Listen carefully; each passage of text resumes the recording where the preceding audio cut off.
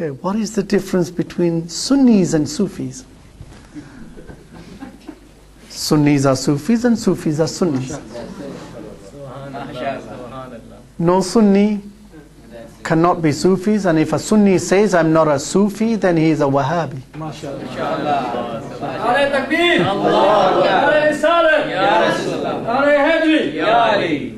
It's simple equation. MashaAllah, you have a Sunni here, MashaAllah. So it's important. Sufis, our whole life is about Safa Yasfi, cleansing. Our whole life is about being absorbed in the thought of Allah subhanahu wa ta'ala. Those people who do it more frequent than ourselves, because we are perturbed by the dunya, we need to work, we need to bring our food and water on the table. Allah bless you all. Why does that make you secondary to those people who are throughout the night standing in tahajjud? Your efforts of working and bringing that food on top of the table is equivalent, no less than that. Because you are doing juhd, you are bringing the rizq, you are putting every effort into it. That sacrifice cannot be overlooked. This is why do not be underestimation that my work is nothing, it's all about the dunya, it brings no barakah. No. For a mu'min who says La ilaha illallah Muhammadur Rasulullah, from that moment onwards, each and every effort that you are putting, even if it is for the dunya and the kasab of bringing water onto your table, because you're doing it for Allah wa Rasuli sallallahu alaihi wasallam, you doing it with the intention to avoid those things that are haram, you get rewards each and every second. The difference between the Sunnis and Sufis is that the Sufiyas are more inclined towards the tazkiyah of the nafs. Sunni is a person who is connected to each and every sunnah to Nabi Sallallahu Alaihi Wasallam. No Sufi can become a Sufi without becoming a Sunni first. And no Sunni can be a Sunni without acknowledging the Sufiyas, because they are the ones who will be a means of shafa'at on the Day of Judgment. Because the Sufiyas are those people who will make shafa'ah for you. They will intercede for you. So this is called lazim wal malzoom. Each one of them are as important for one another. So the recognition of a true Muslim is, or true Sunni is, the moment you say Sayyidina Shaykh Abdul Qadir Jeelani, he will bow in respect. And if he doesn't know who he is. And he needs to learn better, needs to recognize better. Sayyidina Shaykh Abdul Qadir Jeelani radiyallahu ta'ala an, in a Rabi'us Sani, used to commemorate on every 11th. He was a businessman. He was full of wealth. He used to prepare out of his own pocket money this gathering, which consisted between 50 to 70,000 people. Once a year, he sacrificed how many camels, how many buffaloes, to facilitate the food for all of these people. Subhanallah. Subhanallah. The rice and all the other things that go along with it. And not just 1, 3, 4 items in food for the murideen, for those people who were connected with the Shaykh. Because this was a yearly way to keep them together. And they used to come. Sayyidina Shaykh Abdul Qadir Jeelani radiyallahu ta'ala an used to do this on the 11th night, which we used to go into the 12th.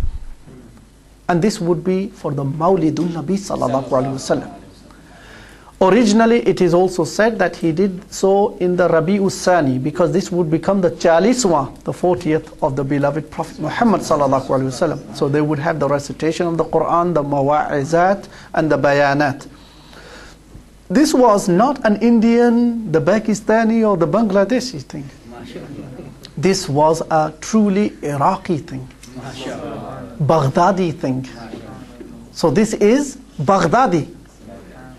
These people who are allergic from people who do this Ghiyarveen Shareef, we should say this is a Baghdadi thing. Okay? And so not only that,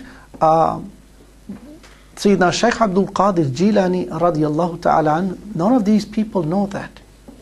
He is the dua. And in fact, the nida of Allah subhanahu wa ta'ala in the dua and supplication of Sayyidina Uwais Qarani radiyallahu ta'ala. Half of the hadith is mentioned in Tirmidhi Sharif, where Sayyidina Ali ibn Abi Talib karamallahu wajhul kareem went with a Sahabi Rasul.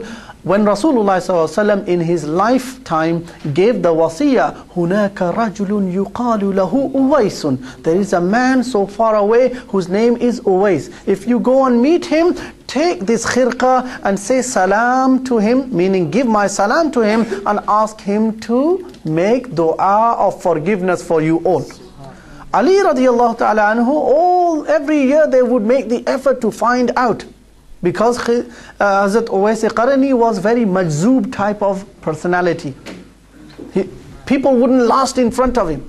He would be a person of jalal, and he would disappear by Khuda Hafiz, and he wouldn't waste time. They came and they asked, are you Uwais? What do you want? Ali radiallahu ta'ala, what do you want? And so imagine, this is Ali radiallahu ta'ala and the Sahabas finding him. When they found him, they gave the khirqa of the beloved Prophet Muhammad sallallahu alaihi wasallam and salam to him, and said that the beloved Prophet Muhammad sallallahu alaihi wasallam asked us to convey salam and make du'a'ul maghfirah. Straight away he fell into prostration, that there should not be a delay in the hukum of Rasulullah sallallahu alaihi wasallam.